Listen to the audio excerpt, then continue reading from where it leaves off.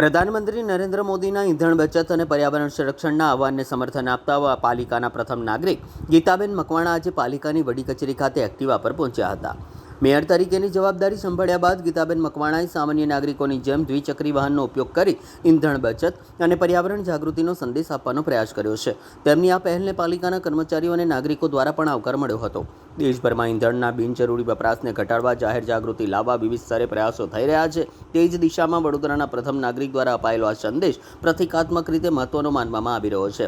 મેયરની આ પહેલથી નાગરિકોમાં પણ ઈંધણ બચત, પ્રદૂષણ ઘટાડવા અને પર્યાવરણ પ્રત્યે જવાબદારી નિભાવવાની ભાવના મજબૂત બનશે તેવી આશા વ્યક્ત કરવામાં આવી રહી છે.